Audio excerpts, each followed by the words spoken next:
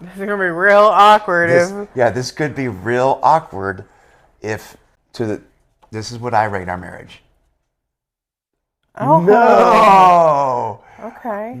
And I never thought I could say that. I truly just excited, passionately in love with you, passionately in love with every aspect of you, and excited about doing life together. Excited. I never thought I'd be able to say that again. Just pull yourself together. I'm pulling it together.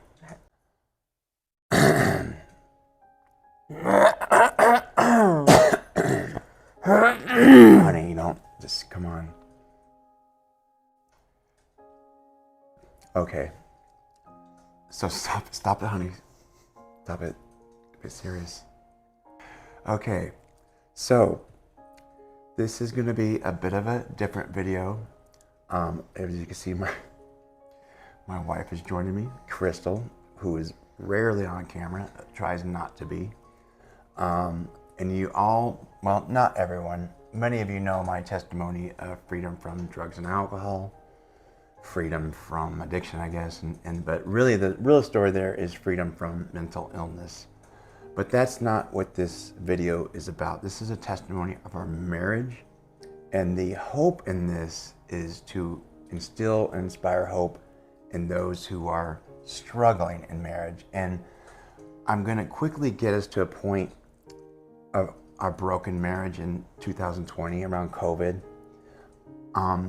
And it doesn't really matter how you got to where you are in your marriage. We really have lived the life of when you're in a dissatisfied marriage, how devastating that is. This is something we all, even as a young man, just like, you know, I'm a kind of a sensitive guy. I dreamt of being married just as much as I think young girls do. Just what that would be like, your best friend, the whole thing, all the ever after, you know. And when that ever after is not shaping up, and you don't know how you're ever going to get to that ever after, it's really difficult.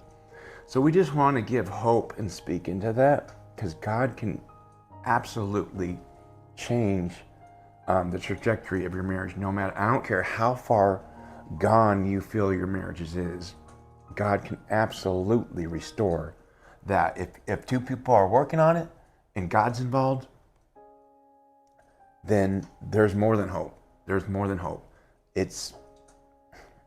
I almost want to say it's a complete certainty that any marriage can be restored.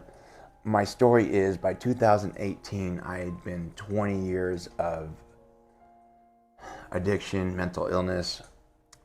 I met my wife. There's a great story there that Crystal loves to tell, how I met her online and I pursued her, which is not my normal character. Stalked.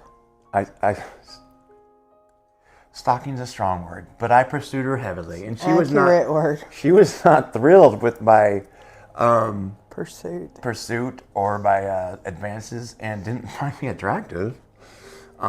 Worst picture ever.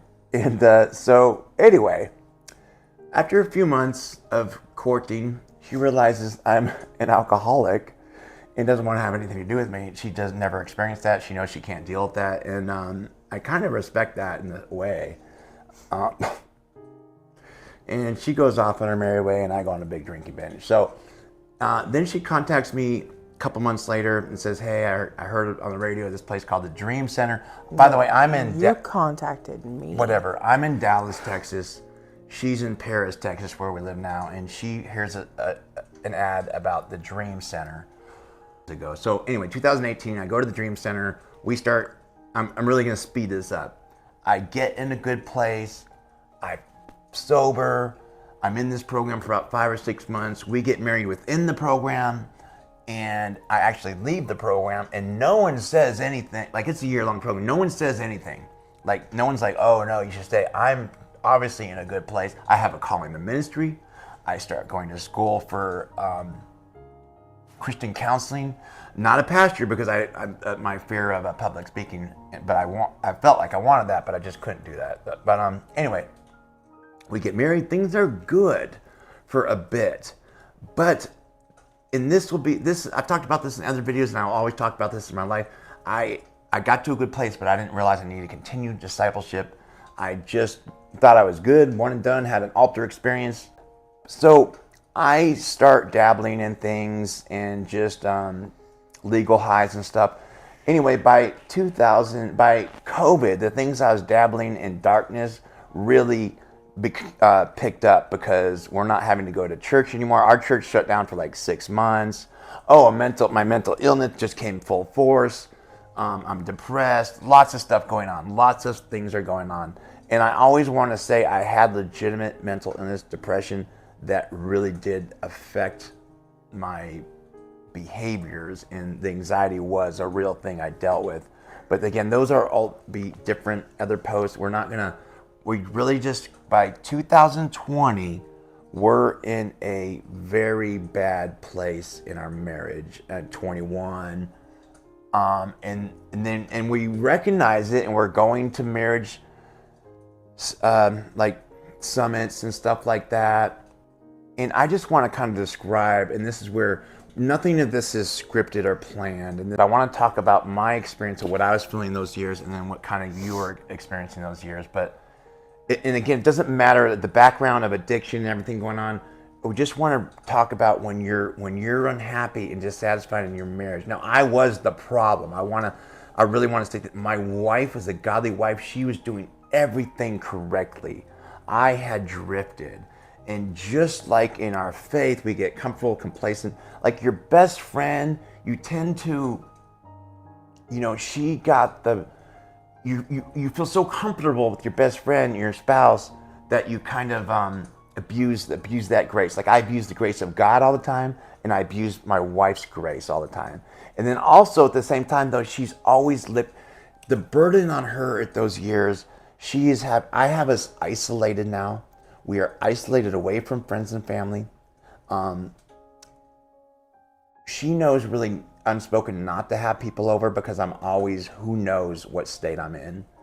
I could be depressed. I'm anxious to have people over. She's kind of unspoken, I think, embarrassed to have people over to see what might be going on. Who know? It's just easier just to live quietly, separated. So, and she's at this time having to be like my personal coach, my life coach, my personal pastor. My wife can speak on God way better than I can ever speak on God.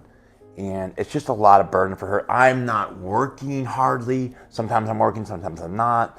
When I am working, I'm calling her and texting her at work that I'm having anxiety attacks. And these are real things that are happening. And at this time, I'm also involved heavily in pornography. And I've had several posts about that. I'm not going to get too deep into that, but that's heartbreaking for a wife. She is finding evidence of this pornography use everywhere. And we're not talking about just browser history and whatever your mind is thinking is correct. She knows this is happening and is happening frequently. I remember we went to one marriage summit. What were those called? EXO conference. And the guy talked about outserving your wife. Just outserving the other. Or outserving the other. Just trying to outdo each other was serving each other. And I love that concept. I loved everything that was spoken at that marriage conference. So good. Such great speakers. The problem is I realized I didn't have that in my heart to do. I could improve my behavior, push into my wife, and have better for a week or two. It was just a Band-Aid. I fell right back into my old patterns of selfish. Oh, I'm so selfish and self-absorbed in my addiction. Me. And I knew I did not have that heart for my wife. I didn't have it. I did not feel in love with my wife anymore. And she doesn't like when I say it, but I felt like we had become roommates. I had felt like a brother and sister relationship, like still best friends, but the romance was not there. And again, these are sensitive things to talk about, but like intimacy was sparse. There's arguments about the intimacy and I think it's at the time, this is never spoken, of course, but I think it was probably obligatory by my wife, and not passionate, and at the time I'm not understanding this, that I'm a big man child, not understanding that I'm not who would be attracted to what I was, and it wasn't really clicking in my head. So I know I'm speaking to someone that, however you get to this state in your marriage, and again, I'm pausing this. I'll probably edit some of this, because at this point in the time, I'm not open to having an affair, but I partake in inappropriate conversations and texts with women. In drug-induced states, I'm sexting women. My wife catches that in one incident, breaks her heart, and I'm unfaithful in my heart continuously. You know, when you're doing things like looking up exes, wondering if exes think about you, wondering what your life would have been like if you chose someone else, feeling like the rest of your life is like you're not going to get a divorce, but you're just going to have a life of mediocrity with this person at best, you know. The passion, you just don't see how that passion could get returned. And it's just, it's a very dark place to be, a very dark place to be. And so, but honey, what were your feelings and thoughts at that time? What, like, because if I was going to voice for you, I would think you would, you know, when is the man I'm marrying going to come back? Things like that. Like, what was your experience during those years? It was just a continuous, it was like a continuous, never ending heartbreak. I would hate coming home. I hated going to work because I was emotionally and, you know, mentally exhausted from whatever, trying to uplift you or doing whatever, or having to deal with whatever I'd come home to the night before, and then having to either lock the door or, you know, worry about what you were going to do in the middle of the night and not sleep well and then get up and then have to leave. You never knew what you were coming home to. No, never. And that's the worst feeling. I had no place to. It was being in a constant state of fight or flight, never ending, and no, whether you have medical knowledge or not, no human is meant to live under those conditions. The body cannot withstand that for long periods of time. It's very, very draining, and I know that having the medical knowledge that I have, the only way I got through that without it manifesting into something physical was only by the grace of God. I mean, other than a few times going to the ER with chest pains and stuff like that. I mean, it was wonderful life, said no one ever. It was not at all what God had told me. You know, he had given me peace he told me to marry you. It was nothing, but God had told me, and you had asked me so many times to marry you, and I had told you no. And then he told me it was okay. So I remembered in those moments going back and questioning him and being like, I don't understand this. This makes no sense to me. You told me to marry him. You told me it was okay. And I know that you did not tell me to do that for this. So I don't understand. You're going to have to help me. You're going to have to help me make sense of it. And yet I'm crying and pleading and praying on the way to work, and crying and pleading and praying on the way home. And again, never knowing what I'm coming home to, what I'm leaving, what's going to happen while I'm gone. this happened for years. And for years, God never gave me an answer about it. He just, I didn't have peace to go and I didn't have peace to stay. And I knew with the Bible, I couldn't trust how I felt, because how I felt on the inside was broken, was lied to. I felt alone. I had nobody. And this whole time I'm trying to protect him from people thinking bad of him and judging him. You don't want to necessarily reach out to friends and family, because that's only No. going to bring attention to how bad I am. Well, that and look and bad on too, me, and that would look bad on you that you're putting up with that. yes, Is that and because so many people are so quick to judge instead of look at someone through the eyes of God and realize that's not truly them, you know, like, and look past it, and like knowing that I knew that you were better than that. I knew that things were better, and I didn't want to take that chance of telling someone that would constantly hold that and never let you live past it. And we all know people like that. And so this was the most intimate, you know, darkest, secretive part of my life. And yet it was the biggest part of my life, and I was living a nightmare day in, day out.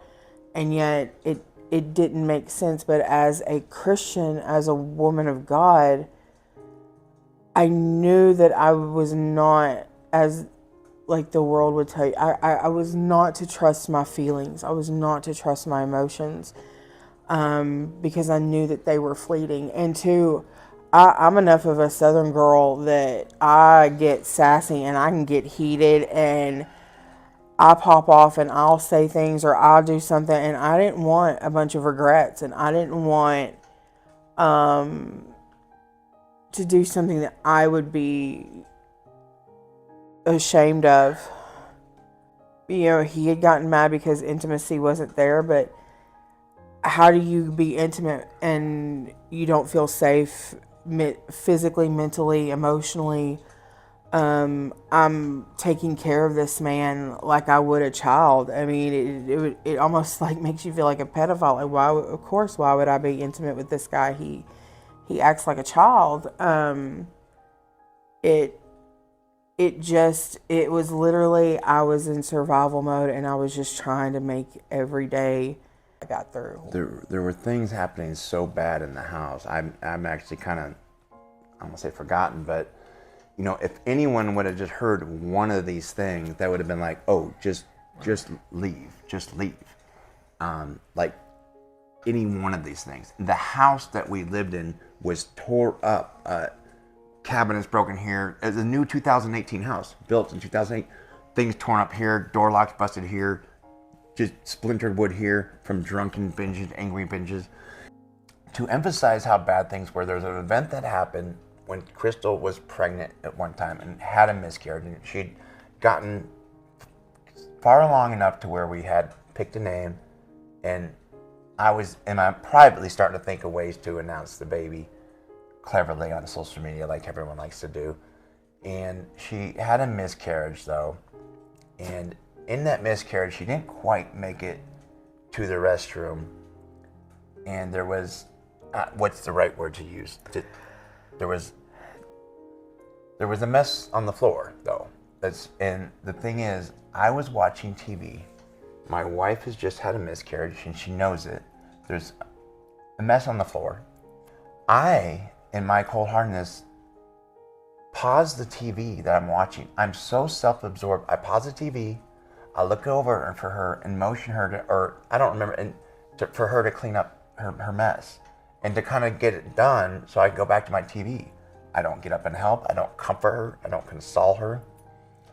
And she does so, and she cleans. She's crying, mopping up this mess on the floor of our child that we lost. And I'm offering no comfort. And this is the life she's living in. This is the world she's living in. How many times do you think you cried yourself to sleep? I mean, I couldn't even tell you. Countless. Yeah. On Halloween Eve 2018, 23, I get a DUI and I go to jail, and my wife doesn't bail me out. I end up going to Adult and Teen Challenge, which I think is the Dream Center. I get to what I think is going to be the Dream Center again, and it's changed to Adult and Teen Challenge, which is a much more difficult program. Very difficult program. And she tells me it's part of my bail that I need to be there, which it was not. It was. Or It was. well, we According okay, to me, but it I was. wasn't court ordered. But anyway, it doesn't matter. Wife ordered. It's wife orders what I say, and but in my mind, I'm mad at her. I'm over the marriage. I'm thinking I just want to get divorced. I don't, she won't have me home, and at Teen Challenge. And I was no longer in love with you. I loved you because God had given me a love that I couldn't understand for you, and it was infuriating. But yet I was so hurt. I was so broken, and I was resentful of you. And I did not know. I knew that God had asked me to do all that, but I didn't know what the outcome would be. I didn't know if that was just to get you sober so that he could use you. I did not know. Being in love with you again and restoring of our marriage was such a pipe dream. I couldn't even wrap my head around it. Pipe dream. Yeah, I am not thinking at all. I'm angry at her because I've got to be there. She won't take me home to my own house that we own. And I'm like, how's this even legal? And then I'm not even thinking that we're going to restore our marriage. I'm just thinking I'm in this really difficult program. People are yelling at me about fixing my bed and all kinds of keeping my drawers closed, and I'm kind of freaking out about all that, and I'm off, and I also entered this program, and they won't take my psych meds, and it's not because they don't believe in them. I can't remember why, but so we pray on that, and I get off all my psych meds that I will be healed from bipolar, manic depression, anxiety, and this is the point where, and I do become free of all that. I've never had a problem with any of that since. My moods are very consistent. I feel great every day. I often feel like I've said this once in a men's group and I regretted it, but because it sounds kind of crazy, but I feel like I'm on a bipolar manic high, except I'm making good decisions, and my sleep cycle is good. Like, I feel great. Very stable in my mental health. So, What? what's that? I had a Okay, so anyway. Well, that was okay. jaw from that way she lied. Well, I don't know. Okay, so anyway, I feel very stable. My moods are good. There could be instability. You throw hissy fits here and there. Okay, listen, it's not a perfect. Listen, we're getting. I didn't say you were, but No. I'm just like, let's just be honest Okay, here. yeah, no. There's struggles, but they're not mental health. No, not mental health. So They're not mental health. He's okay, that's okay. Okay, back on track. So anyway, within this program, they actually break the rules of the program. They let me see her within the first 10 days at a church, and I'm not thrilled about it. It's not a good meeting. It goes horribly. It's because it was Thanksgiving. Oh, it was Thanksgiving. So anyway, I didn't want to see you really, but I thought I'd be a jerk if I didn't go. yeah, she didn't even want to be there. I didn't want her to be there. I didn't know how to tell the staff I didn't want her to be there because they had taken a liking to me, and they're pulling strings and stuff. Anyway, let's kind of fast forward to, we are married, and there is love there, and you start visiting, and these are like once every 2 weeks, and she starts coming on Saturdays from like 9 till 5, like 8 hours, and we just start talking,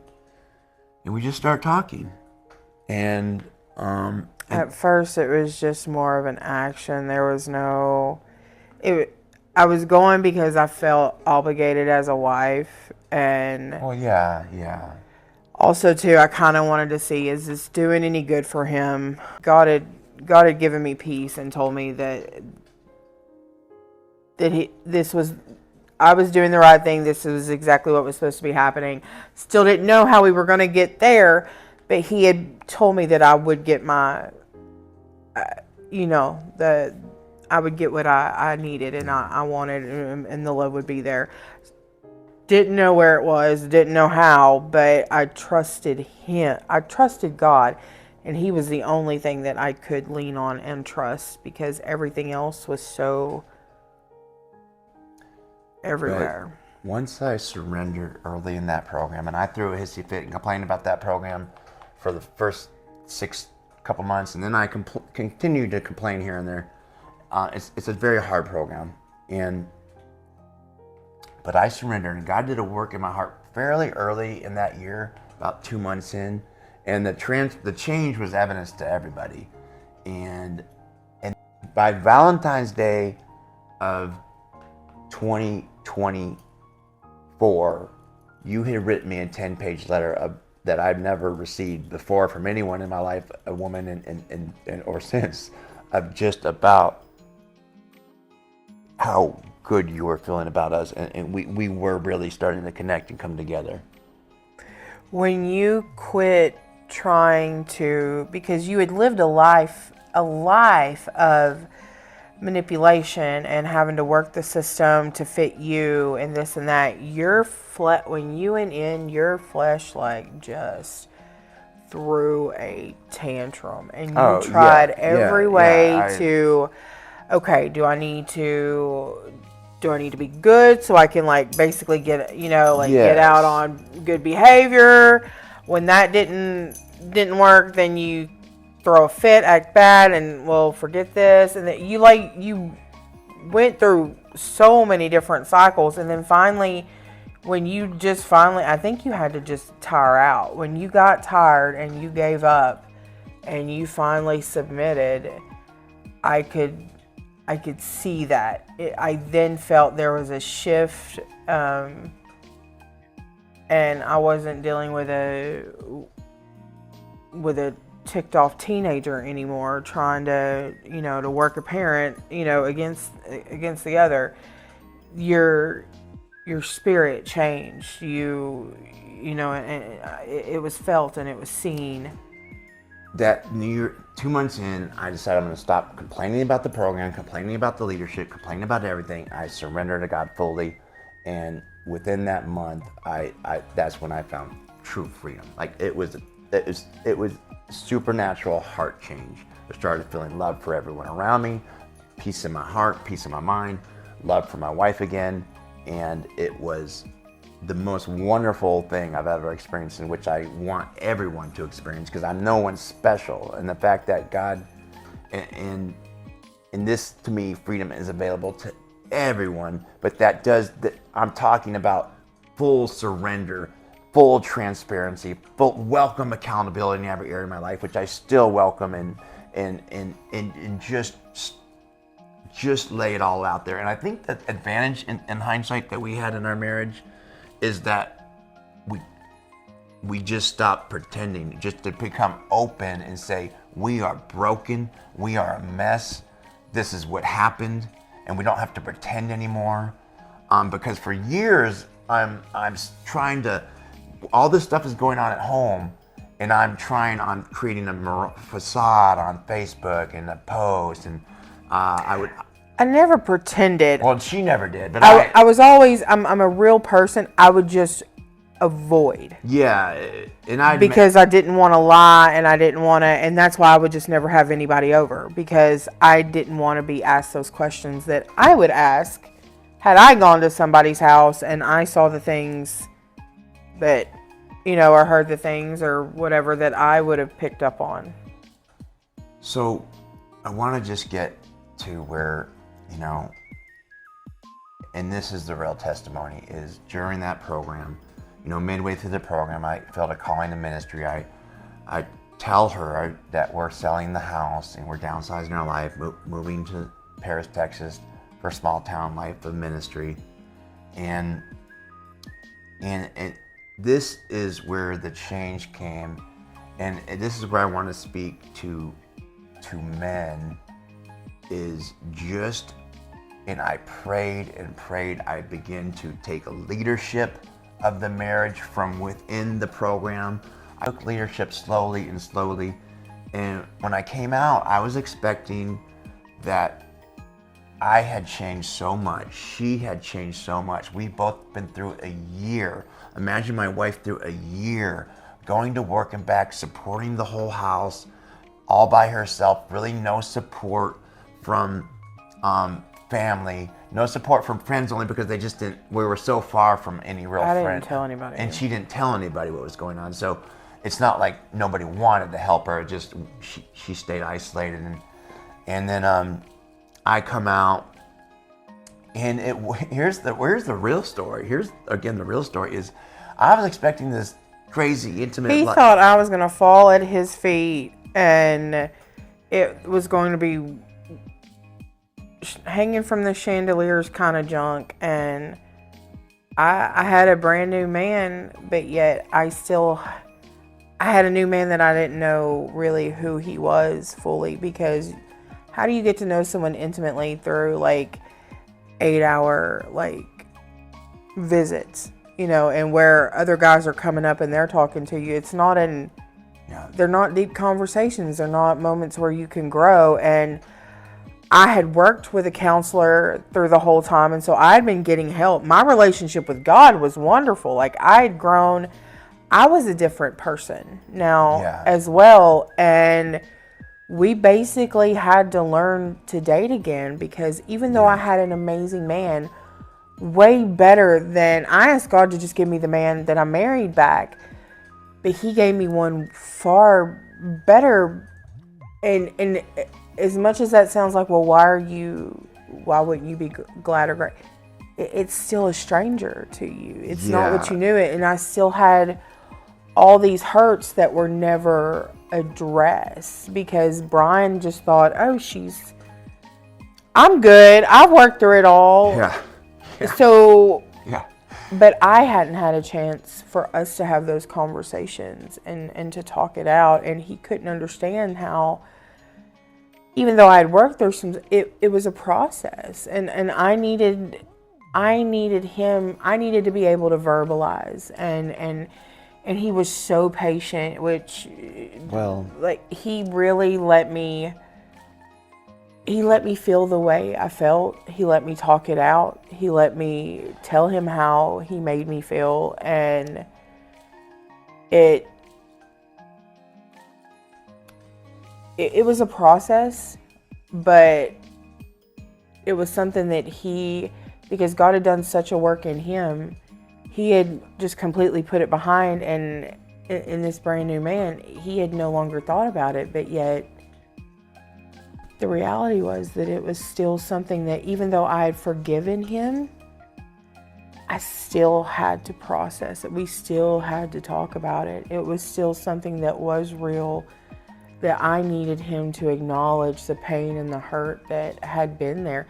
Now, I mean, we're good. Like, I'm not holding on to that Rolodex of, emotions and pain and this and that, as women, we do. I can't do that to him, because what would be the point? He did all this work and changed and is a brand new man. Why would I still treat him like the old man that he was? Why? Who could be a new person if we're living in the past? That's not healthy for me or him. So it took some work, and you did get frustrated with me because it wasn't a quick thing. It took a good year. I got frustrated. I came home in early November of 2024. I told her, take as long as you need. I privately thought by March we should be good. That was and by March we're not anywhere close to that place I thought we would be. And then, just to emphasize, I didn't just come home sober. I came back inspired, a pastoral calling on my life, and I now felt like I had leadership abilities, and I was on fire for Jesus, which I still am, and on fire to make a difference in this world. Highly motivated. In my old self was the most laziest person ever. So I'm highly disciplined. I'm highly motivated, and that's just and very. I used to say I was selfish in my addiction, and I now say maybe perhaps selfish in my faith. And my promise to you was always for you to be my first ministry. That's my big promise was in the program, and I've really found that hard to maintain because I get very easily sidetracked with people and pushing into people and things going on with others, and so really making time for my wife and prioritizing her is still something I drift constantly. I constantly drift now with schooling and things. And also we're gonna mention another thing, and I want to, for the sake of time, also you started dealing with, or Crystal, you started dealing with perimenopausal symptoms, and that started kind of wreaking havoc because neither of us knew what was happening at first, and that was causing frustration. So, and another thing that happened by last summer is we weren't where we wanted to be. We were good. I remember I asked you at the time to rate our marriage, and I gave it a B+. I don't remember what you gave it. A B? Or was it B-? I don't know. You don't remember that? I just remember being lower than you. It was lower than me. And there weren't bad scores, but we just remember like we're not settling for mediocrity or average in any part of our life. And I remember I pushed harder into her. And I always say to people, you're as close to God as you choose to be, a Rick Warren quote. And she kind of used that on me and turned on me and said, well, you're as close to me as you choose to be.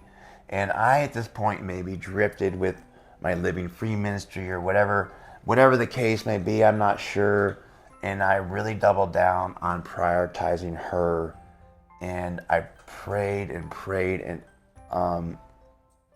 God, when you ask for God to change your heart in any area of your life, when two people are striving, because at a certain point we both decide we are striving to come back together, we will want God back in the mix, and we want that structure of husband, wife. We want to live that life and all of that with me having authority of her submissive to me, but not submissive like. Oh, I'll never be submissive like that. Not submissive like, I have authority in the house. We wanted what God called marriage to and be. I do lead this house, but I'm highly accountable. I have to be able to explain all my decisions and actions and show where the money's going and all these things easily and instantly, nothing hidden. So it's just a complete new life. Pornography, and for anyone who's not white, 2.5 years sober, I stay free. And the love, and I just want to do something. This is impromptu, and we'll edit this. I want you to write a score of what you think. No, I want you to write. You take this, and you write yours. Don't keep it to yourself. Keep it to yourself, and we'll edit. We're in a very small I know, square footage. Just write it over there. Just write it over there. All right. Just write it over there. Calm yourself. And then, just an honest. What is the score? A to F. Okay. And just honest. This isn't scripted. This is gonna be real awkward. This could be real awkward this is what I rate our marriage. Oh. No. Okay. Mine's an wavy H, but no. It is. What does H stand for? And wow, honey, wow. And the only reason I didn't give it A+ because I want to leave some room. Your phone is why, and your little hissy fits are why it's not getting an A+. Oh, I want to leave room. I don't want to You got room to work. The problem in our marriage that the issues we still have is definitely still me. My wife is a saint. My wife is amazing. No, for real, it is me.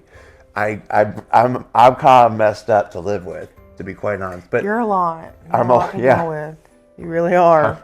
But you are a blessing. I would never. Our marriage is very, very good. I think for anyone to say that their marriage is perfect, they would be lying. And if it really is, hey, that is wonderful. Good good you.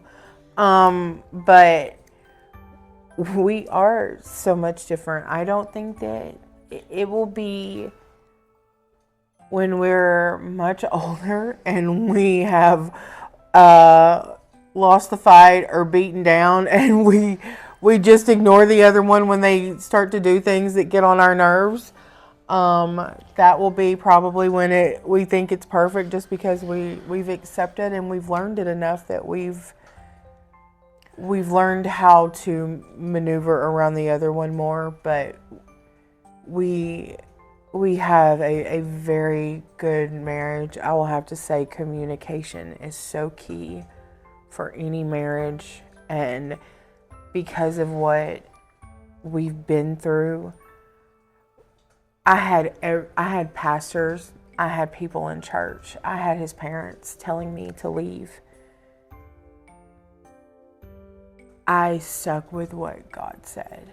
And when I hear people saying they want a divorce, they want to leave, their marriage isn't good, and they haven't been through half of what I've been through, and seen what I've seen and how far God has brought my husband from what he was to what he is now, it breaks my heart. And I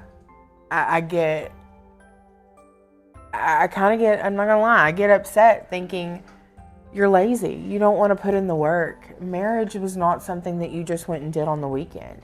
Like, you stood up there in front of people. You made a covenant with God and your husband.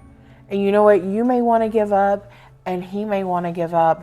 Put that other one in there, God, that third cord, he's not giving up. He means his vows. And you should mean yours. But we have a passion for marriages. We don't want to see them destroyed. We don't want to see people giving up. We have a society where everyone is getting divorced because they just don't want to work on it. And we want to help people because we're living proof that God can completely take it from, you can come out of the fire. He can make beauty from ashes, and we don't smell like smoke. And man, we've been in it, like for real. For me to create a darkness, a world so dark for her, that God gave her peace to marry me, then to make it such a darkness that she even questions God. It was awful. How can you say this was okay to marry? I'm living in such hell. But, so really, whoever's made it to the end of this video, we thank you. It's a long one. But the really thing is, we now experiencing now, just like when I experienced freedom from drugs and alcohol, freedom, not sobriety, freedom, not just refraining from these things. The desire is gone. The pleasure and joy of being with your best friend. I love this. I love you so much. I love being with you. And it's almost like we just until I get on to you about something. It's almost like I could just find not leaving the house and just spend my time with you, and we probably aren't as social as we should be, because we just love being with each other, and we just love our time together, and we just have so much fun. And I never thought I could say that. I truly just excited, passionately in love with you, passionately in love with every aspect of you. And excited about doing life together. Excited. I never thought I'd be able to say that again. Anyway, so we will be entering marriage ministry together later this summer or early this fall. And we're just planting that seed now. And we just hope this gives someone hope, no matter how far gone you feel he is, she is, you both are. If you get God into that equation, I want to say, when I went to Adult Teen Challenge, that was like a Hail Mary. It's a Hail Mary for all those men in those programs. But when Jesus is involved, he will catch that ball every time. Assuming you know what a Hail Mary is. I forget where the scripture is, but when you went in, I put the scripture on my computer at work, and I'm so bad about remembering where things are, but it said, my God can do exceedingly and abundantly more than you can ever think or imagine. And he truly did that. Truly did that, because I just asked for the man I married back, and this guy is way more than that. Now, I will not be that one to ever act like we're perfect, because we are not. We are not. We never will be. We're very real, and we'll be very, very honest. And to be honest, I don't know that I would want to take marriage counseling tips from someone that looked perfect all the time. It's not. It's kind of aggravating, irritating a little bit. But I want to give peace, and I want to give encouragement to those who are struggling, because your marriage is worth it. That person that you married and the person that you loved is still there. But you're gonna have to put effort into it. It's not gonna come. Disagreements are part of marriage. Learning how to navigate those disagreements is essential. Communication. Yeah, is the key to it. Don't see eye to eye. I apologize to you how many times a week do you think? Really? I can't quantify. You don't Anyway, really let's want just me end to this do video. that. Let's just end this video.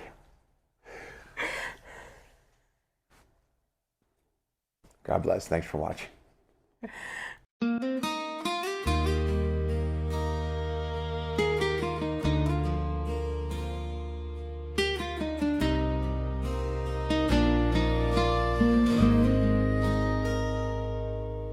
Seven years ago, you called me your knight, but I fell so far, couldn't get it right. And through the anger, through the tears and pain, you stood your ground and you called my name. Wife ordered grace, to Teen Challenge I went. 12 months of fire, but it was heaven sent. I found freedom, not just sobriety. God rewrote the man you now see in me. Crystal, it's a miracle.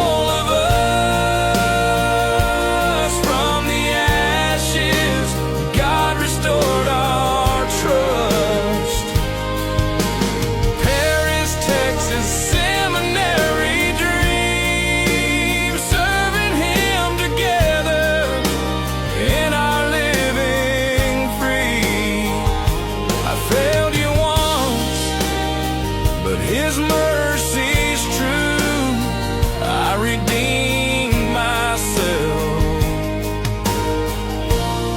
and I live for you.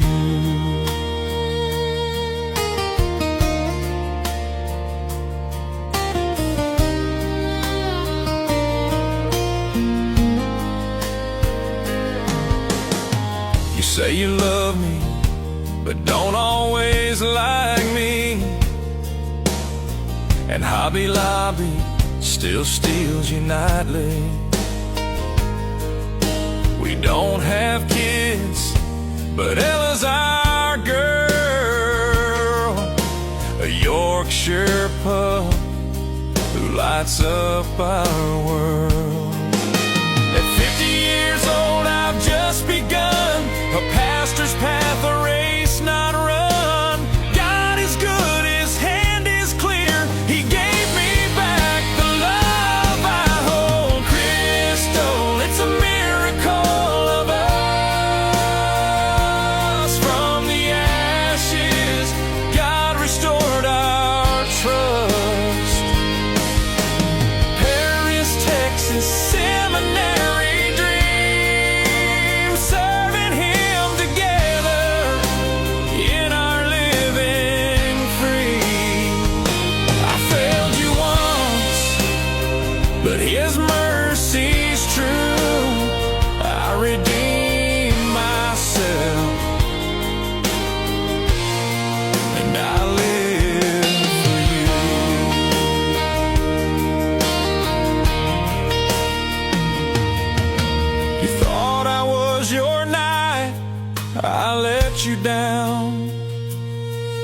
but by His grace I've turned it around. Crystal, forever. It's a miracle of us.